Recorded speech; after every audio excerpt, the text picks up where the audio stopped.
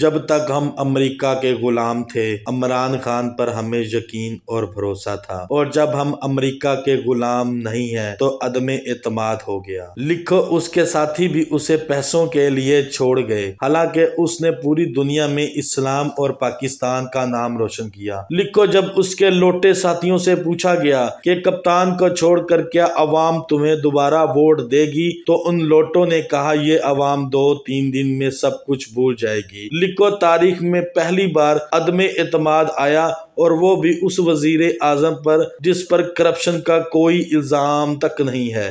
لکھو نون لیگی رہنما جاوید لطیف نے سریام ٹی وی چینل پر کہا کہ ہاں ہم نے پیسے دے کر MNAs خریدے۔ یہ بات سن کر بھی الیکشن کمیشن جیسی مقدس گائے سوئی رہی۔ لکھو جہاں ایک نکاح منسوخ کرنے کے لیے بھی جج وجہ پوچھتا ہے، وہاں پر 22 کروڑ آبادی والے ملک کے وزیر اعظم کو ہٹانے کے لیے نہ تو کوئی وجہ کسی جج نے پوچھی اور نہ کسی الیکشن کمیشن نے۔ اور آج اسی الیکشن کمیشن نے فواد چودھری کو گرفتار کیا صرف یہ کہنے پر کہ اس نے الیکشن کمیشن کو منشی کہا ہے۔ لکھو جہاں رشوت گناہ کبیرہ میں آتا ہے، وہاں پیسے اور عہدوں کے لیے سریعام بولیاں لگائی گئیں۔ لکھو جب عمران خان نے پاکستان کو آزاد بنانا چاہا تو اس کو جھکانے کے لیے پاکستان کے سارے سیاستدان مل گئے۔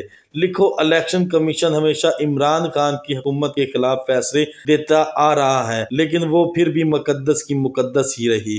اس نے امین علی گنڈا پور کو اپنے حلقے میں جانے کی وجہ سے نااہل کر دیا، لیکن MNAs کی سریعام خرید و فروخت میں وہ سوئی رہی۔ لکھو ایمان کی اس خرید و فروخت میں امریکی بات درست ثابت ہو گئی کہ پاکستانی پیسے کے لیے اپنی ماں تک کو بیچ دیں۔ لکھو جب بغیر کسی وجہ سے اسمبلی میں تماشا لگایا گیا تو نوٹس لینے والے ہی تماشائی بنے رہے، کیونکہ پیٹ سے سوچنے والے سیاستدان اور پاکستانی جرنیل امریکی اور مغربی ممالک کا ساتھ دینے میں بہت آگے تک نکل گئے۔ لکھو یہ مرد مجاہد یہ جان کر بھی ڈٹا رہا کہ پیسے میں بڑی طاقت اور چمک ہے۔ لکھو اسلام کا نام لے کر ان سیاست دانوں نے اس شخص کی مخالفت کی، یہ سب جانتے ہوئے بھی جس نے ساری دنیا میں نبی پاک صلی اللہ علیہ وآلہ وسلم اور اسلام پر لگے الزام کو غلط ثابت کیا۔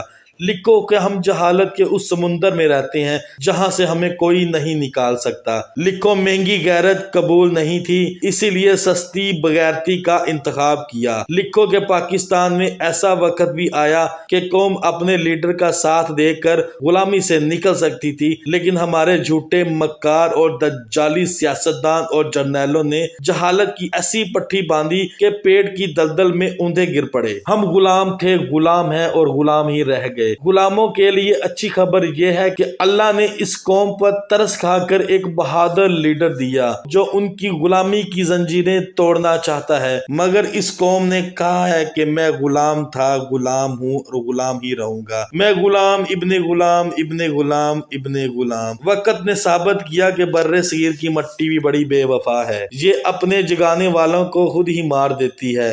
جیسے بنگالیوں نے مار دیا شیخ مجیب کو، پاکستانیوں نے مار دیا لیاقت علی خان کو، اور ہندوؤں نے مار دیا گاندھی کو، اسی طرح جو عمران خان پاکستان کو اپنے پاؤں پر کھڑا کرنا چاہتا ہے، انصاف کا نظام قائم کرنا چاہتا ہے، اس کی زندگی بھی کچھ ایسے ہی موڑ پر کھڑی ہے۔ دیکھنا یہ ہے کہ ہم نے تاریخ سے کچھ سیکھا ہے، کیا ہم نے اللہ پر بھروسہ کرنا شروع کیا ہے، کہ آج بھی ہمارا بھروسہ امریکہ اور یورپ پر ہے۔ میری دعا اس کے لیے جو حق پر ہے، میری دعا اس کے لیے جو پاکستان کا سوچ رہا ہے، اور میری دعا اس کے لیے جو ایمان پر ہے اور صرف اللہ پر یقین کرتا ہے۔ پاکستان زندہ باد، پاکستان پائندہ باد۔